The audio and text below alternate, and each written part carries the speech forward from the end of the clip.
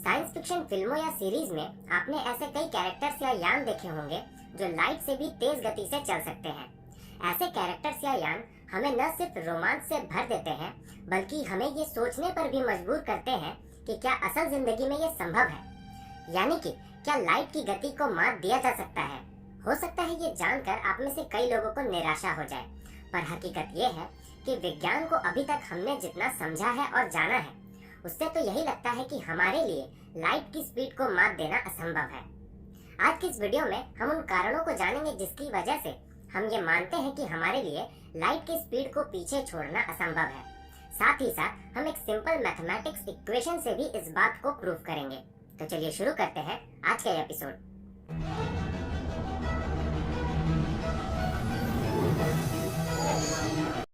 विज्ञान के अनुसार इस पूरे ब्रह्मांड में ऐसी कोई वस्तु एग्जिस्ट नहीं करती जो लाइट से तेज रफ्तार से चल पाए। इनफैक्ट इस ब्रह्मांड में मौजूद किसी भी ऑब्जेक्ट के लिए ये संभव नहीं है कि वो लाइट से तेज चल पाए। एल्बर्ट आइंस्टाइन ने तो लाइट के स्पीड को इस यूनिवर्स का स्पीड लिमिट कहा है, यानी कि ज्यादा से ज्यादा केवल लाइट के स्पीड को ही अचीव किया जा सकता है, और वो भी केवल उस बॉडी के द्वारा जिसका अपना कोई मास न हो, मतलब कि वो पूरी तरह मासलेस हो। यहाँ मैं यूनिवर्स में मौजूद ऑब्जेक्ट्स की बात कर रहा हूँ, खुद यूनिवर्स की नहीं, क्योंकि बिग बैंग के बाद हमारे यूनिवर्स के फैलने की गति लाइट की स्पीड से कहीं ज्यादा रही है। एनीवे, आखिर ऐसा है क्यों कोई भी वस्तु लाइट से तेज नहीं चल सकती? आइए जानते हैं कुछ कॉन्सेप्ट्स और इक्वेशंस के जरिए। फास्टर देन लाइट ट्रेवल इसलिए संभव नहीं है क्योंकि ये कॉज़ैलिटी के प्रिंसिपल को ब्रेक करता है। अब आप सोच रहे होंगे कि ये कॉज़ैलिटी क्या है, तो चलिए इसे समझते हैं और जानते हैं कि फास्टर देन लाइट ट्रैवल इसे कैसे वायलेट करता है। आसान भाषा में कॉज़ैलिटी का मतलब होता है कॉज और इफेक्ट के बीच का रिलेशनशिप। अब अगर कॉज़ैलिटी प्रिंसिपल की बात करूं तो ये कहता है कि कॉज हमेशा ही इफेक्ट से पहले आएगा, यानी कि बिना किसी कॉज के कोई इफेक्ट नहीं हो सकता। उदाहरण के लिए, अगर फर्श पर हमें कोई फूटा हुआ अंडा नजर आ जाए तो हम ये कह सकते हैं कि ये नीचे गिरने के कारण टूटा होगा, यानी कि पहले गिरा होगा और उसके बाद टूटा होगा। यहाँ अंडे का फर्श पर गिरना कॉज है और नीचे गिरने के बाद इसका टूटना इफेक्ट। आमतौर पर जब भी हम लाइट के स्पीड की बात करते हैं तो हम एक बहुत बड़ी गलती करते हैं इसकी तुलना अन्य साधारण ऑब्जेक्ट्स के स्पीड से करके। हमारे लिए ये समझना जरूरी है कि जो लाइट की स्पीड है वो असल में इलेक्ट्रोमैग्नेटिक वेव की स्पीड भी होती है, और ये फास्टेस्ट स्पीड होती है इस पूरे ब्रह्मांड में किसी भी इंफॉर्मेशन के फैलने की। यानी कि एक तरह से लाइट हमारे लिए वो इंस्ट्रूमेंट है जिससे हम इस ब्रह्मांड को ऑब्जर्व करते हैं। यही वो स्पीड है जिसके कारण टाइम भी एक ऑर्डर में चलता है और कॉज़ैलिटी का प्रिंसिपल भी वायोलेट नहीं होता है। अगर 1 साल पहले हुए सुपरनोवा एक्सप्लोजन का लाइट आज हम तक पहुंचता है तो इसका मतलब ये नहीं होता कि वो एक्सप्लोजन आज ही हुआ है। इसका सीधा सा मतलब ये होता है कि एक्सप्लोजन तो 1 साल पहले ही हुआ था, पर उसका इंफॉर्मेशन यानी कि उसकी लाइट अब हमारे पास पहुंची है। अगर इंफॉर्मेशन लाइट से भी तेज गति से चलने लगे तो कॉज़ैलिटी ब्रेक हो जाएगा और हम पूरे प्रोसेस को रिवर्स ऑर्डर में देख पाएंगे, जो कि पास्ट में टाइम ट्रेवल करने जैसा होगा। ये वैसे ही होगा जैसे कि एक बंदूक के चलने से पहले ही उसकी गोली आकर आपको लग जाए। आइए इसे थोड़ा और बेहतर ढंग से समझते हैं इस उदाहरण के जरिए। हम जानते हैं कि चाहे रेफरेंस फ्रेम कोई भी हो, एक वैक्यूम में लाइट हमेशा एक ही रफ्तार से ट्रेवल करता है। मान लीजिए आप ये हैं और एक ऐसे ट्रेन के कंपार्टमेंट के अंदर खड़े हैं जो लगातार आगे बढ़ रहा है। इस कंपार्टमेंट के दोनों तरफ ए और बी नाम के 2 मिरर लगे हुए हैं, जबकि इसके बीचों बीच एक लाइट बल्ब लगा हुआ है। जब आप इस लाइट बल्ब को जलाएंगे तो आप देखेंगे कि फोटॉन्स दोनों मिरर को एक साथ ही हिट करेंगे, क्योंकि आपके रेफरेंस फ्रेम में लाइट बल्ब, मिरर और ट्रेन कंपार्टमेंट स्टेशनरी स्टेट में है, यानी कि वो मूव नहीं कर रहे हैं। अब मान लीजिए एक दूसरा आदमी उसी ट्रेन कंपार्टमेंट के बाहर खड़ा है जो उस ट्रेन को आगे बढ़ते हुए देख रहा है। क्या होगा जब आप कंपार्टमेंट के अंदर से इस लाइट बल्ब को जलाएंगे?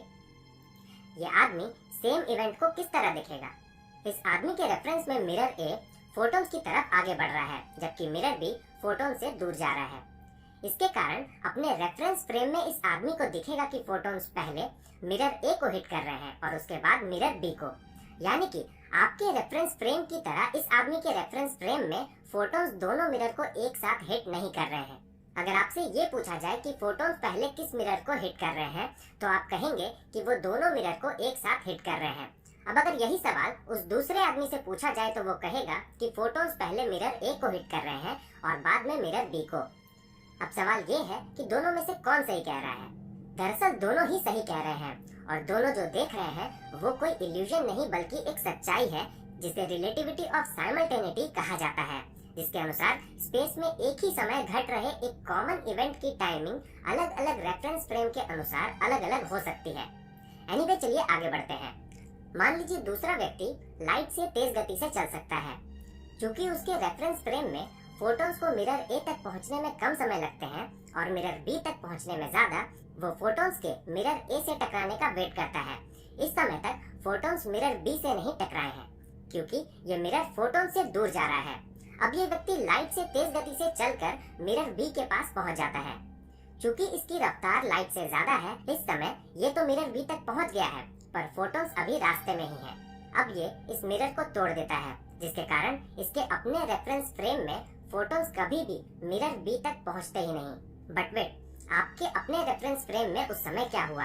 आप ये तो देखते हैं कि मिरर बी टूट चुका है, पर वो टूटा कैसे, ये समझना आपके लिए थोड़ा मुश्किल होगा, क्योंकि आपके अनुसार तो फोटॉन्स दोनों मिरर को एक साथ ही हिट कर रहे थे। यानी कि जिस समय फोटॉन्स मिरर ए से टकरा रहे थे, उस समय वो मिरर बी से भी टकरा रहे थे। मतलब कि किसी के पास इतना समय ही नहीं था कि वो पहले मिरर ए को टकराते हुए देखे और उसके बाद आकर मिरर बी को तोड़ दे, क्योंकि जिस समय फोटॉन्स मिरर ए से टकरा रहे थे, उसी समय उन्हें मिरर बी से भी टकरा जाना चाहिए था। केवल एक ही तरीका है जिससे कि मिरर बी को फोटॉन्स के इसे हिट करने से पहले ही तोड़ा जा सके, और वो ये है कि वो दूसरा आदमी टाइम ट्रेवल करके समय में पीछे जाए और फोटॉन्स के उन दोनों मिरर से टकराने से पहले ही मिरर बी को तोड़ दे। ये कॉज़ैलिटी प्रिंसिपल को ब्रेक कर रहा है। चूंकि फास्टर देन लाइट ट्रेवल कॉज़ैलिटी के प्रिंसिपल को ब्रेक करता है, ये संभव नहीं दिखता। ये तो हुआ पहला कारण जिसकी वजह से फास्टर देन लाइट ट्रेवल संभव नहीं है। आइए जानते हैं दूसरे कारण के बारे में। अगर आपने हमारा द गॉड पार्टिकल वाला एपिसोड देखा है तो आपको ये पता होगा कि इस ब्रह्मांड में हर जगह इनविजिबल फील्ड्स मौजूद हैं, जिनमें से एक होता है हिग्स फील्ड। हर तरह के पार्टिकल्स को इससे होकर गुजरना ही होता है। ओरिजिनली इस ब्रह्मांड में मौजूद सारे के सारे पार्टिकल्स हमेशा लाइट के रफ्तार से ही ट्रैवल करते हैं, पर हिग्स फील्ड में एंटर करने के बाद कोई पार्टिकल इस फील्ड से ज्यादा इंटरेक्ट करता है, कोई कम और कोई बिल्कुल भी नहीं। जो पार्टिकल हिग्स फील्ड से जितना ज्यादा इंटरेक्ट करता है, उसका मास उतना ही ज्यादा बढ़ता जाता है, तथा जो पार्टिकल हिग्स फील्ड के साथ जितना कम इंटरेक्ट करता है, उसका मास उतना ही कम होता जाता है, और जो पार्टिकल हिग्स फील्ड के साथ बिल्कुल भी इंटरेक्ट नहीं करता, वो मासलेस ही बने रहता है, तथा पहले की तरह हमेशा लाइट के स्पीड से ही ट्रैवल करते रहते हैं। चूंकि फोटॉन्स हिग्स फील्ड से बिल्कुल भी इंटरेक्ट नहीं करते, ये पूरी तरह मासलेस होते हैं, जिस कारण ये हमेशा लाइट की रफ्तार से ही ट्रैवल करते हैं। कहने का मतलब ये है कि कोई भी पार्टिकल मासलेस केवल इसलिए रह जाता है क्योंकि उसने हिग्स फील्ड से बिल्कुल भी इंटरेक्ट नहीं किया, जिसका सीधा सा मतलब ये है कि उस पार्टिकल ने कहीं भी किसी भी तरह के रेजिस्टेंस या ऑपोजिशन को एक्सपीरियंस नहीं किया। किसी भी तरह के रेजिस्टेंस या ऑपोजिशन के मौजूद न होने के कारण ऐसे पार्टिकल्स के स्पीड में कभी कोई अंतर नहीं आता, जिसका मतलब ये है कि ऐसे पार्टिकल्स हमेशा ही इस ब्रह्मांड में फास्टेस्ट पॉसिबल स्पीड से ट्रैवल करते रहते हैं, और ये स्पीड है लाइट की स्पीड। यानी कि अगर कोई पार्टिकल मासलेस है तो वो हमेशा लाइट की स्पीड से ट्रैवल करेगा, और अगर किसी पार्टिकल के पास अपना कुछ मास है तो उसकी स्पीड लाइट की रफ्तार से हमेशा कम ही होगी। इसलिए फास्टर देन लाइट ट्रैवल बिल्कुल असंभव प्रतीत होता है। फास्टर देन लाइट ट्रैवल की बात करना ठीक वैसा ही है जैसे कि एक रुकी हुई गाड़ी को और ज्यादा रोकने की बात करना। अगर आप हिग्स फील्ड को नहीं समझ पाए हैं तो हमारा द गॉड पार्टिकल वाला वीडियो जरूर देखिए, उसमें हमने इसे पूरे डिटेल में समझाया है। अब तक हम दो कारणों के बारे में जान चुके हैं जिसके कारण लाइट की स्पीड को मात नहीं दिया जा सकता। चलिए अब तीसरे कारण के बारे में जानते हैं जो लोगों के बीच सबसे ज्यादा प्रचलित है। ये थ्योरी ऑफ रिलेटिविटी से जुड़ा हुआ है। स्पेशल थ्योरी ऑफ रिलेटिविटी हमें बताता है कि जैसे जैसे किसी ऑब्जेक्ट की स्पीड बढ़ती जाती है, उसका मास भी बढ़ता जाता है। यहाँ आप में से कई लोग ये कहेंगे कि आप गलत बोल रहे हैं, क्योंकि मास कभी भी बढ़ता या घटता नहीं है, ये हमेशा ही कांस्टेंट रहता है। दरअसल आप सही कह रहे हैं, पर आप जिस मास की बात कर रहे हैं वो होता है रेस्ट मास, यानी कि किसी ऑब्जेक्ट का वो मास जो कि रेस्ट पोजीशन में हो।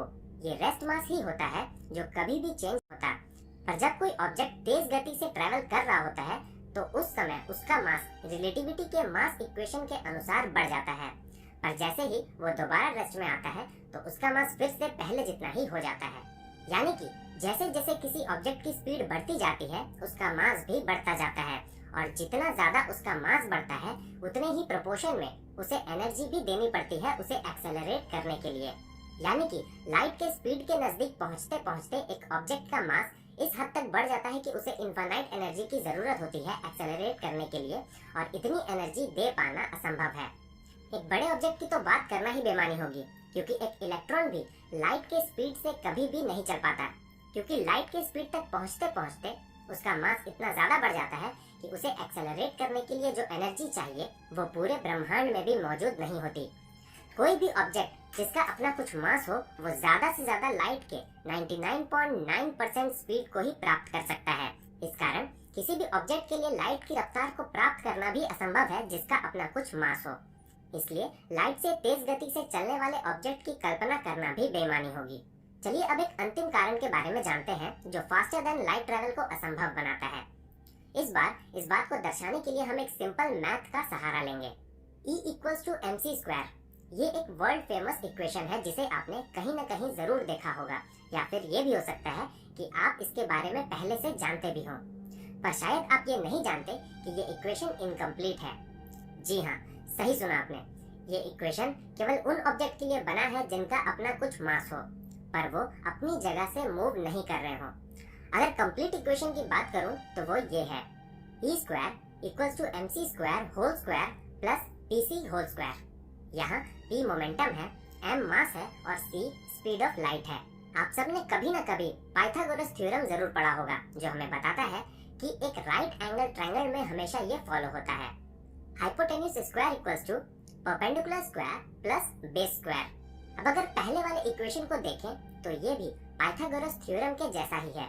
यानी कि इसे ध्यान में रखते हुए अगर हम एक राइट एंगल ट्रायंगल बनाएं तो इसमें हाइपोटेन्यूज E होगा, बेस होगा PC और हाइट होगा mc²।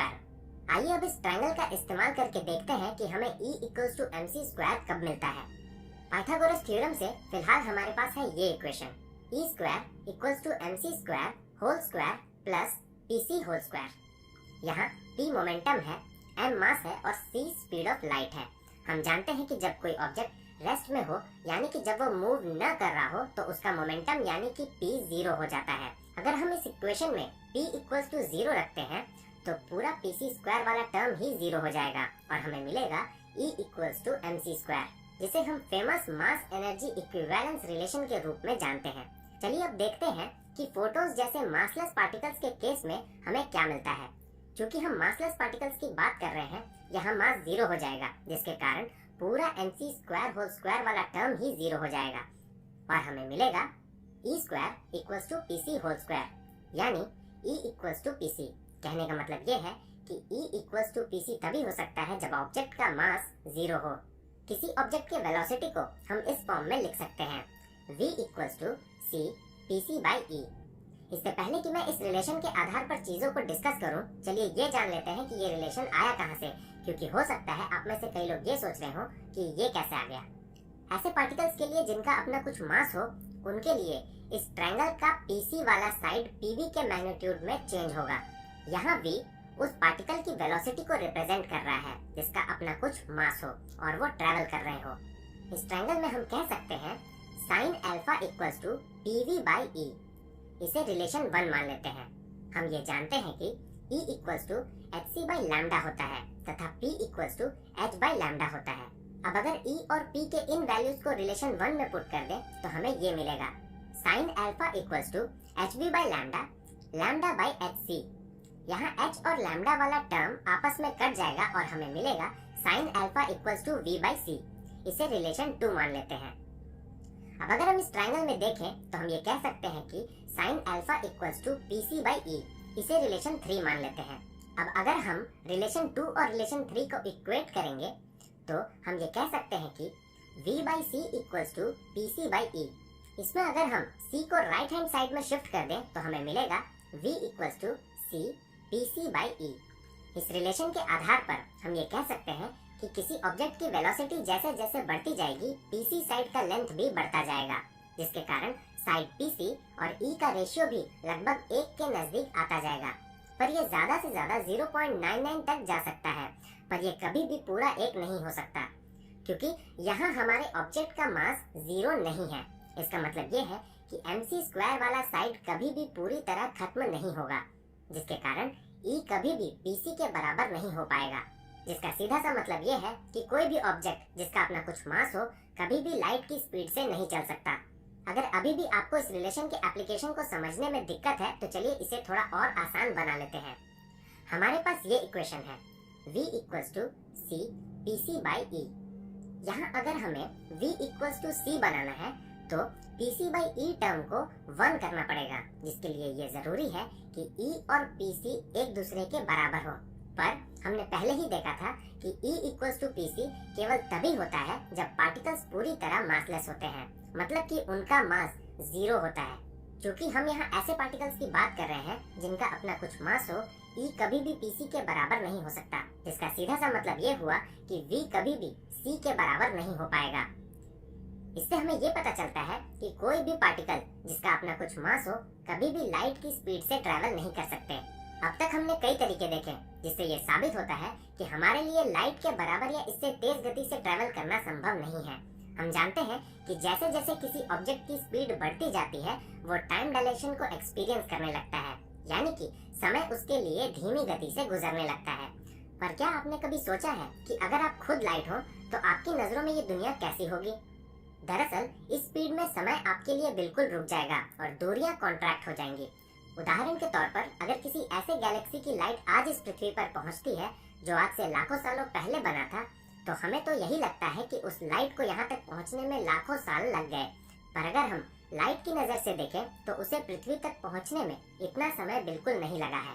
उस गैलेक्सी से निकलने के अगले पल ही वो पृथ्वी पर पहुँच गया है, क्योंकि उसके लिए समय भी रुका हुआ है और उस गैलेक्सी से पृथ्वी तक की दूरी भी कम हो गई थी।